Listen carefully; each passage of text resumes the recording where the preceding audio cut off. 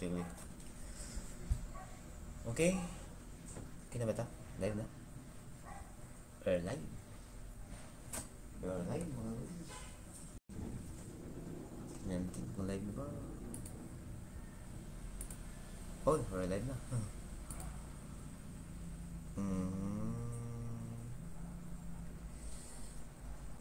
Sure.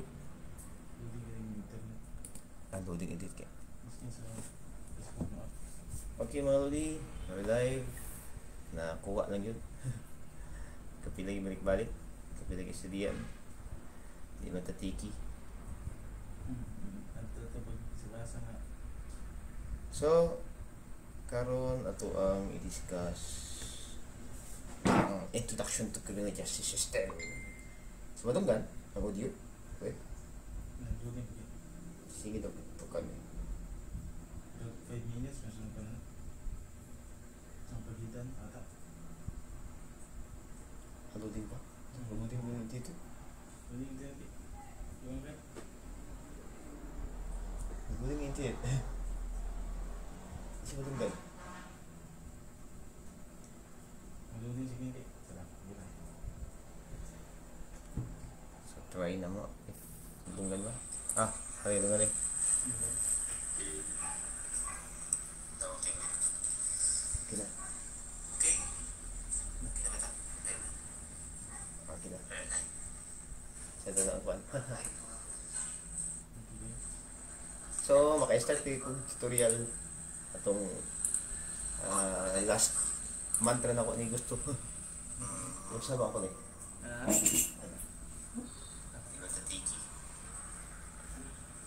So, please share sa mga freshmen, sa mga mag-review, sa tanan-tanan na, kahit sino na, kahit mga Tagalog, or yung ibang mga second year ba, mga third year, mga fourth year.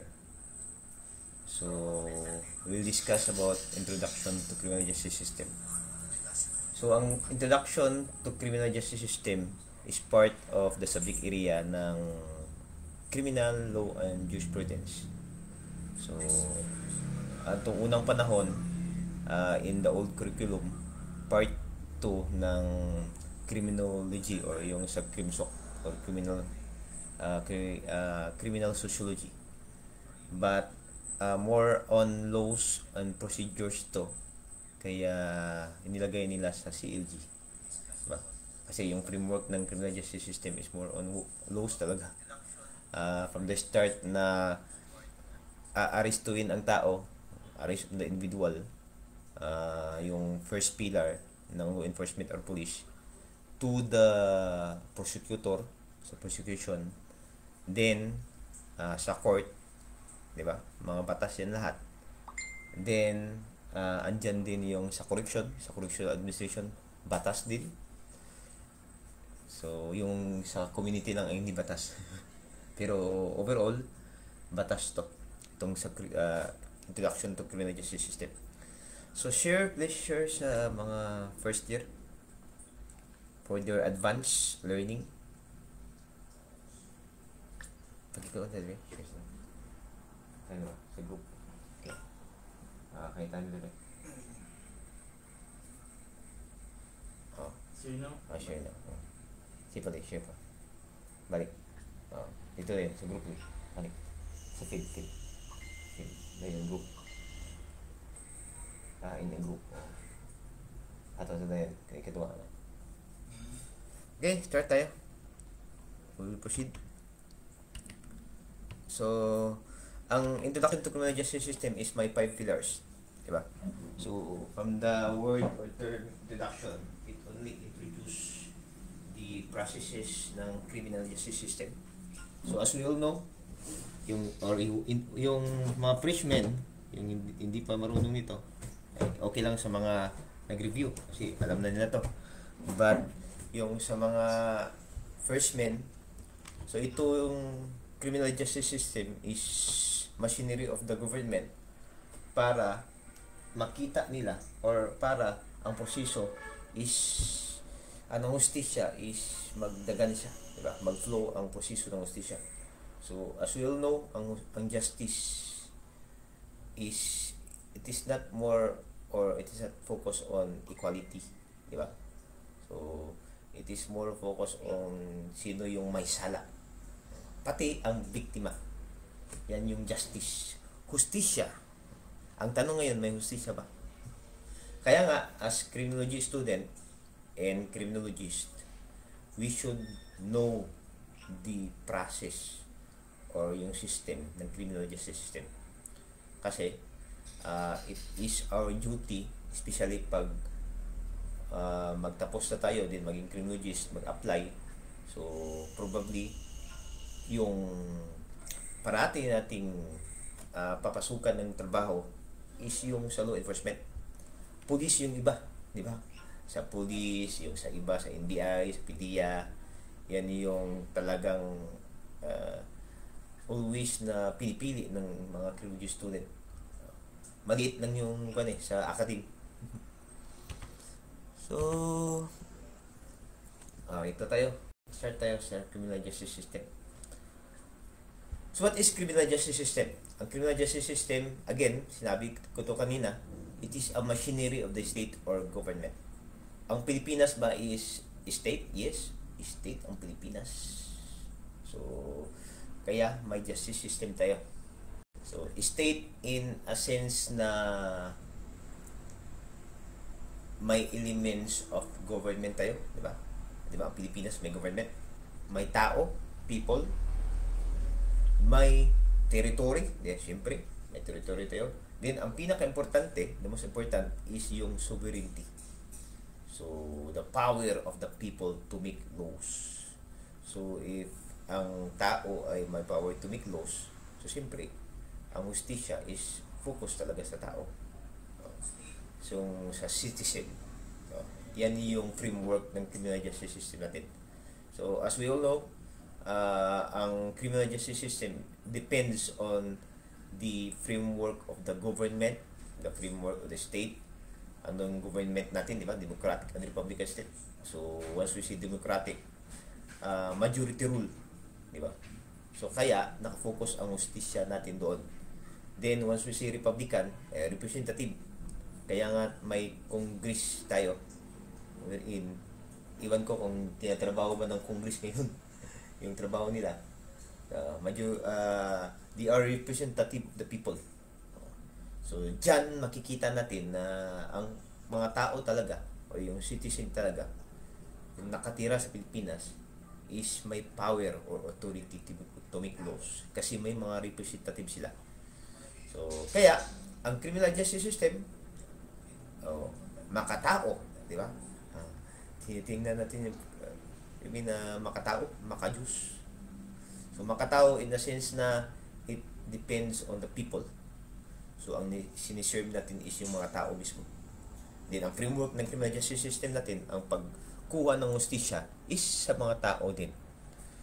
So, which enforces the rules of conduct. Siyempre, pag walang criminal justice system, hindi tayo maka-enforce ng conduct or ng normal behavior sa mga tao. So, kung walang criminal justice system, disorganized ang society. Bakit disorganized? O yung iba, kuan lang, kung ano yung gusto nila, kahit illegal or maka-injure or maka-damage sa mga tao na iba, for example, gusto ko yung kutsi na yan. Gusto ko yung bahay na yan. So, gusto man niya, di ba? Wala mang criminal justice system. So, once ng isang tao, talagang kukunin niya.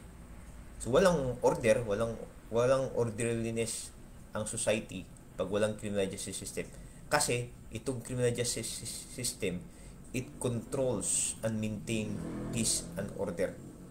So, it is necessary to protect life and property and maintain peace order.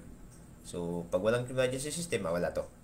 So, walang peace and order kasi yung tao, hindi masatisfy. Diba?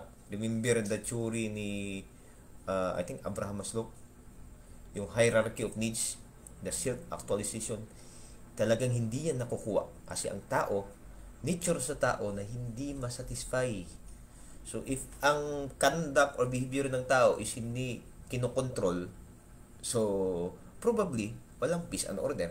Kasi kung kuan lang, parang kuan lang ba, survival of the fittest. Alam niyo yung sa rule of the jungle, the survival of the fittest. Survival of the fittest in a sense na ano, di ba? Kung sino yung mas malakas, siya yung matitira, di ba? So ginawa itong criminal justice system para makontrol yung conduct or behavior ng tao. Kasi pag hindi na control, walang hustisya, so kung sino yung mas malakas, siya yung mananalo, di ba? Survival of the fittest. So totality of activities of the law enforcement. So makikita natin dito ang 5 pillars. So once we say pillars, yung pillars, haligi, di ba? So if these pillars or one of the pillar is mawala, so siyempre babagsak ang criminal justice system natin. So kung babagsak ang criminal justice system, automatically domino effect. May domino effect in a sense na lahat mababagsak. So yung behavior ng tao, kuan lang, gusto lang niya talaga na ito, gusto ko to, di ba? Survival of the fittest. So 5 pillars, law enforcement. Ano yung sa 5 pillars? May law enforcement tayo, prosecution, courts, correction, and community. So itong limang ito yung 5 pillars of criminal justice system. Tandaan nyo to, especially sa mga freshmen, especially din yung sa mga sikanyer. Akala nyo alam nyo na to. Yung iba walang alam eh. Tinatanong ko yung iba sa mga student, walang alam sa criminal justice system. Pillars of criminal justice system. Mana, okay na? Ayun na. So, pillars of criminal justice system. So, once we say law enforcement as the first pillar sa criminal justice system, hindi ibig sabihin na pulis lang. Tandaan nyo to, especially freshmen. Once we say law enforcement, it is a general term wherein involved lang ang police.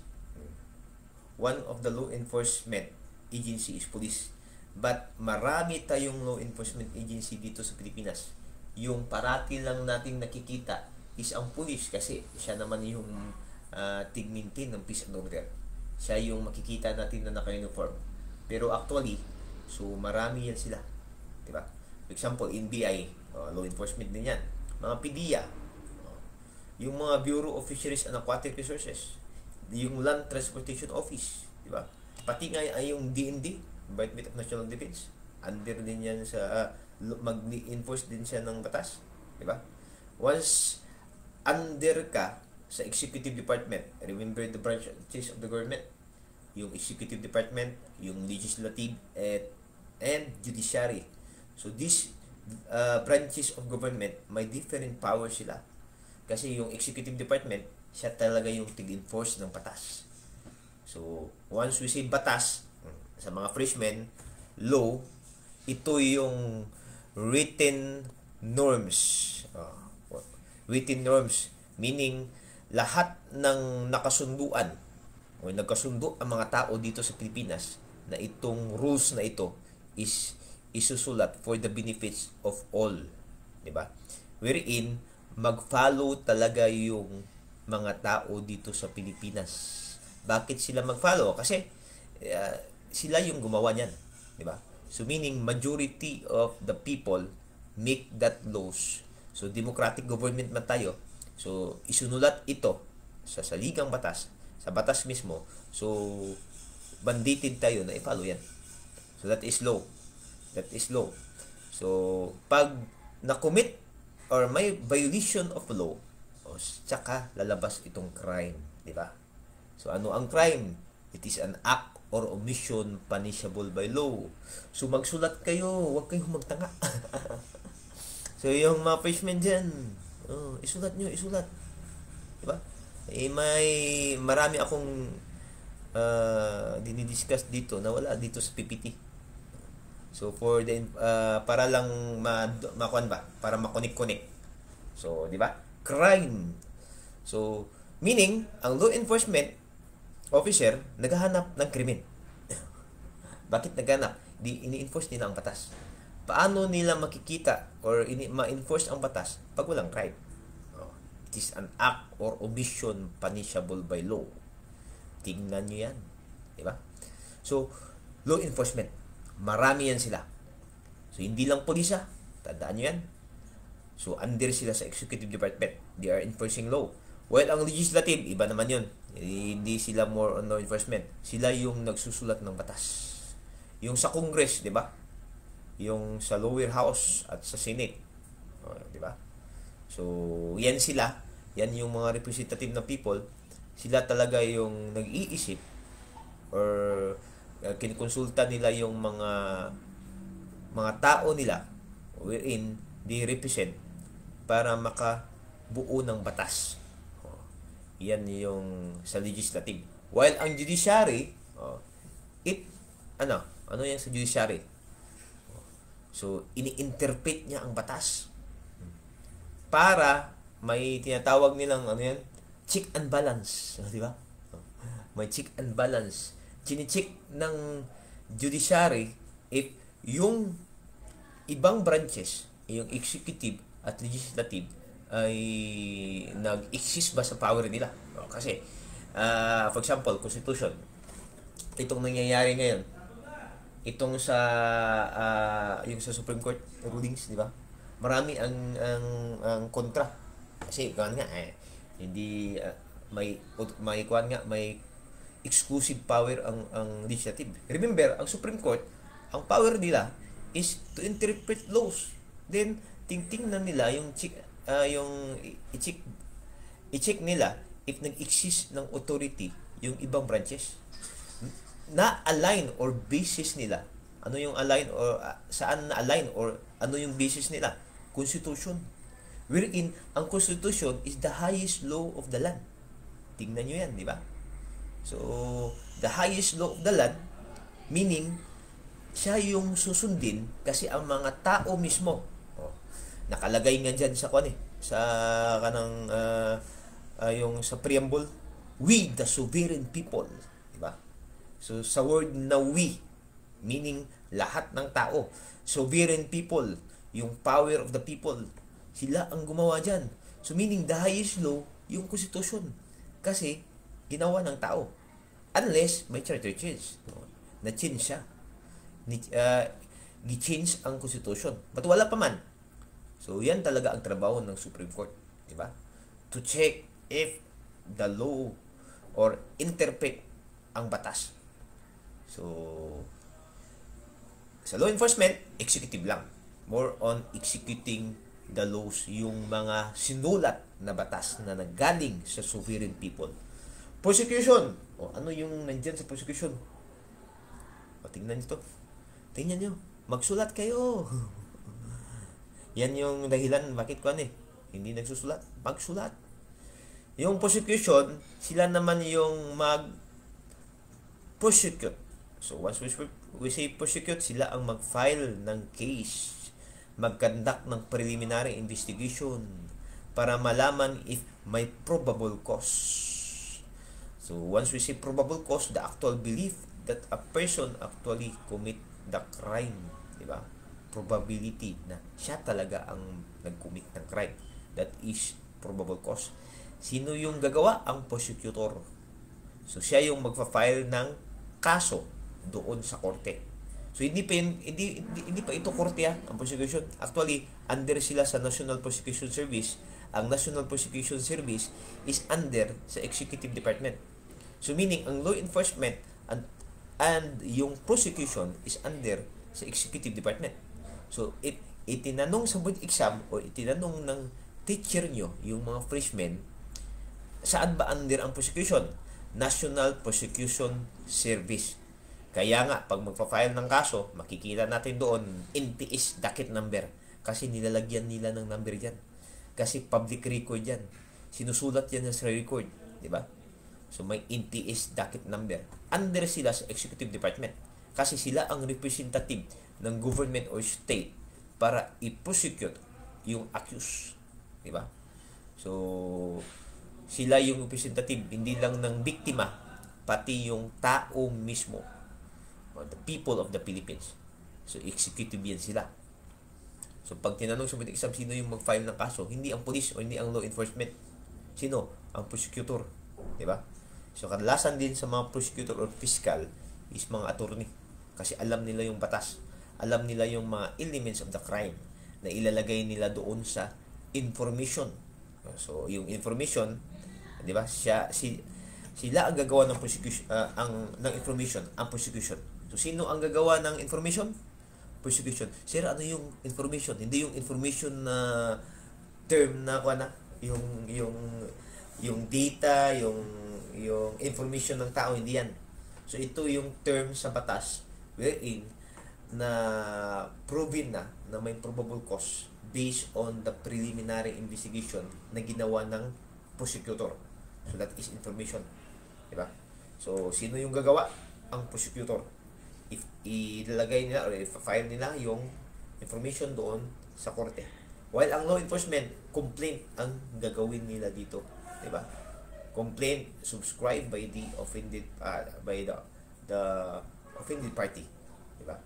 Then ilalagay nila doon sa prosecutor. So, courts naman, no, iba to. Itong courts is under naman sa judiciary, diba? So, again, ang judiciary is the highest court of the land, diba? Highest court, the Supreme Court. So, ang highest court ng judiciary is ang Supreme Court. While yung pinakamababang korte, so madidiscuss natin yan mamaya, is yung Municipal Trial Court. So, depende din saan yung jurisdiction. May mga jurisdiction yan. Correction, ano yung correction? Ito yung magkukwari or magbibigay ng mga programs to correct the behavior of those person who committed or violate the law. Diba? So, correction. Ang community, sila yung tatanggap sa tao. So, these pillars, ito yung totality ng criminal justice system. So, talagang pupunta dito ang criminal pati na yung victim. So, totality, all in all, sa criminal justice system, ito lang talaga ang posisyon.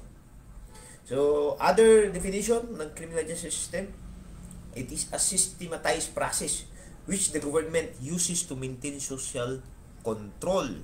Ito yung sinabi ko kanina, pag walang criminal justice system, hindi makontrol ang tao. Diba? So, as I have said kanina, hindi makontrol ang tao kasi hindi makasatisfy ang tao. Yung iba nga, nangangabit.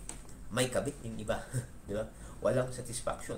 Talagang yan ang nature ng tao. Hindi masatisfied. Masatisfied. So, para masatisfied, gagawa sila ng paraan. Ganyan ang tao. Sige, ikon ko muna ito.